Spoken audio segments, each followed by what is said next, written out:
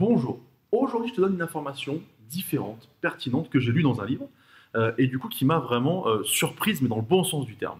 C'est-à-dire que Bill Gates, tu vois, que tu connais quand même, qui a une renommée dans le business, voilà, du coup, au départ, quand il a lancé son activité, il n'embauchait que des gens qui avaient déjà échoué. Il n'embauchait que des gens qui s'étaient déjà cassé la gueule. Parce qu'il estimait justement que si c'était cassé la figure, ils avaient appris de ça et qu'ils avaient une vision beaucoup plus claire qu'avant. Et ça, c'est une notion qui me paraît importante parce que toi, en tant que coach sportif, je te le dis, tu vas échouer, tu vas faire des erreurs, tu vas lancer des produits qui ne vont pas marcher, tu vas peut-être ramer pour trouver des clients, tu vas peut-être avoir des mois difficiles. Bref, à un moment donné, tu vas échouer. Ce qui compte, c'est la manière dont tu te relèves de ça et dont tu apprends tes échecs pour t'améliorer et pour enfin vivre de ta passion et surtout être rentable et durable dans le temps dans ton activité. C'est ce dont je te parle aujourd'hui. Je te donne 3 étapes en fait qui vont te permettre de te relever de tes échecs à venir. Bonjour, je m'appelle Anthony Chaff, coach sportif, fondateur de la Team Perform Coach qui permet aux coachs d'augmenter leurs revenus au quotidien sans avoir besoin de faire 70 heures par semaine. Ce dont je te parle aujourd'hui, c'est la notion d'échec et puis la notion surtout de se relever parce que grâce aux échecs, tu vas apprendre et tu vas t'améliorer. L'échec est souvent trop tabou chez nous, je trouve. Tous les entrepreneurs ont échoué et c'est comme ça qu'ils ont d'ailleurs réussi. En fait, les 3 étapes que je te présente aujourd'hui, c'est comment se relever d'un échec.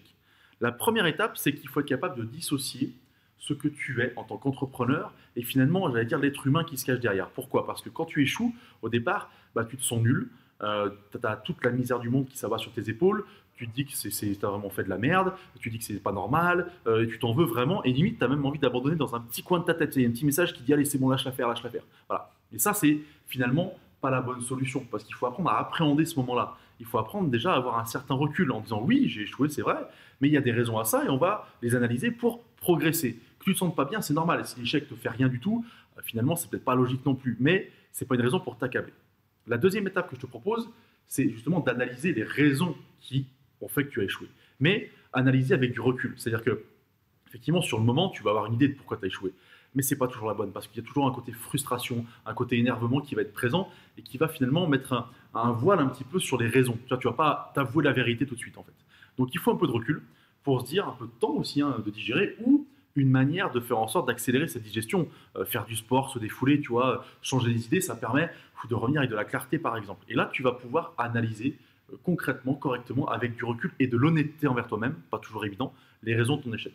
Après, moi je t'invite aussi à peut-être pas faire ce bilan tout seul. Voilà, peut-être avec quelqu'un que tu connais, peut-être avec un spécialiste, peut-être avec un, quand je dis un spécialiste, n'importe quoi, même un coach qui t'accompagne, peut-être un spécialiste si tu as besoin de choses qui sont plus profondes aussi. Bref, l'objectif c'est de ne pas rester seul dans ces moments-là parce que s'analyser tout seul, ça peut mener aussi à des échecs, surtout quand on n'est pas capable, et ça c'est très humain quand même, de voir la vérité en face.